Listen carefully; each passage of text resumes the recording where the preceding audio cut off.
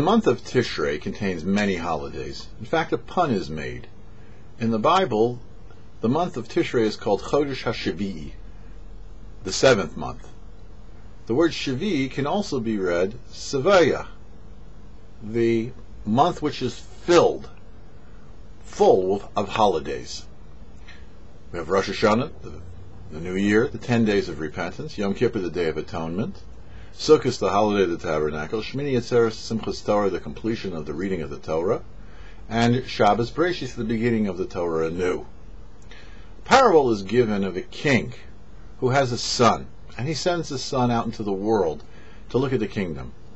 The prince goes far and wide, and goes to such a faraway place that he even forgets his own language. Of course, not having any business acumen or street smarts, the prince soon loses everything that he has and is left to wandering and begging.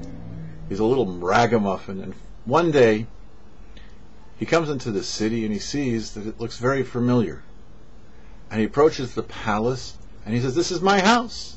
And he goes up to the guard and requests to be let in because he's the prince.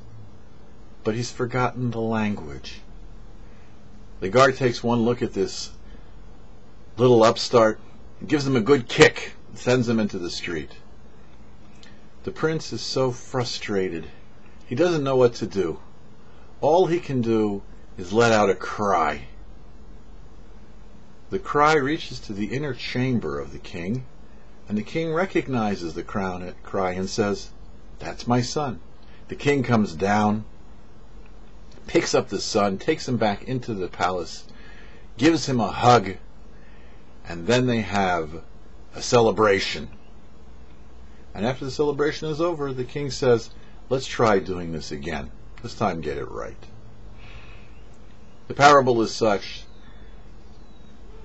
that the prince is the Jewish people, and the king is the Almighty. We go through the year with a special mission. The Almighty has entrusted us to go and make the world a better place. And along the way we get lost, and we even forget our way. We forget that we're the prince. But when it comes to the month of Elul, as we're approaching the palace, we suddenly realize this is where we belong. But it's difficult to get in. So we blow the shofar, a primal scream. And this noise pierces the heavens and reaches to the very innermost chambers of the Almighty. And the Almighty comes down. That's the 10 days of repentance. And brings us back into the palace.